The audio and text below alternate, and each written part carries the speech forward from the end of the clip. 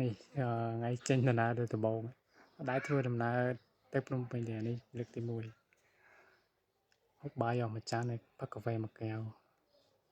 នៅគួយនៅហ្នឹងភ្លៀងគួយចង់កន្លះម៉ោងហើយក៏រាំងបន្តិចទៅក៏ចាប់ផ្ដើមធ្វើដំណើរបន្តប្រហែលជាប្រហែល100ម៉ែត្រក៏ភ្លៀងក៏ឈប់ជ្រកភ្លៀងសិនសើចុយពេលហ្នឹងក៏ឈប់ថតមើលទេសភាពស្អាតបងប្អូនមើលទៅអារម្មណ៍ fresh បណ្ដោយកន្លែងនោះស្អាតខ្ញុំថតឲ្យទឹកភ្លៀងកំពុងតែភ្លៀងខ្លាំងហ្នឹងហើយខ្ញុំក៏អង្គុយមើលសន្ទុះអត់មានទឹកហូបទេមានផឹកកាហ្វេចឹងនោះព្រោះអត់បានទិញទឹកហើយឬក៏ដាក់ទឹកទៅតាមយើងមានតែអង្គុយកន្លែងហ្នឹងឡើងមកយូរហើយចេះដល់កន្លែងហ្នឹងអត់មានមនុស្សនៅដែរព្រោះដូចជាគេធ្វើស្អីទេទៅហ្នឹងតែមានភួយមានកន្ទេលអីសម្រាប់ដេកទេតែអត់បានដេកទេឡើងអង្គុយរងចាំភ្លៀងរាំងអញ្ចឹងរហូតអង្គុយចាំតភ្លៀងរាំងយើងគ្រាន់បើតិចក៏ចាប់ផ្ដើមធ្វើដំណើរនេះកន្លែងខ្ញុំអង្គុយលេងមិនដឹងថាធ្វើស្អីយើងសេវាក៏អត់មានដែរយើងអត់ហ៊ានបើកសេវាខ្លាចផ្នែកបន្ទោផ្នែកអីអញ្ចឹង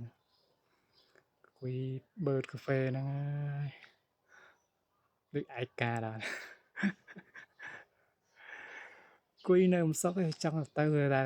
ភ្លៀងមួយសើមក៏ឲ្យយើងហើយណាមួយយើងនៅក្នុងនេះរបស់យើងគ្រឿងដែលសើមទៅវាខូចអញ្ចឹងអត់ហ៊ានទៅទេមានឈប់អង្គុយសម្រាប់មើលទឹកភ្លៀងថតទេសភាពជុំវិញហ្នឹងអ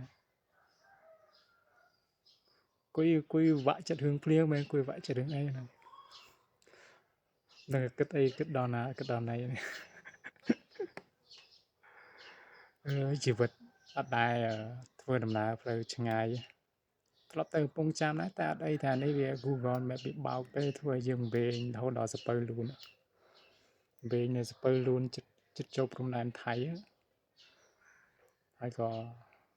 ត្រឡប់មកផ្ទះវិញត្រឡប់មកវិញក៏ភ្លៀងទៀត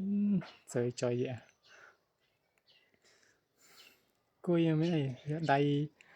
ដាក់ទឹកភ្លៀងលុបមុខឲ្យស្វាងកុំឲ្យមួយដេកតាអង្គុយមួយដេកក្នុងបាត់តែតាំងស្មារតីអត់ឲ្យមួយដេកទេដាក់ទឹកភ្លៀងមកលុបមុខតិចទៅយ៉ាងស្វាងតិចហ្នឹងបងប្អូនប៉ុណ្ណឹង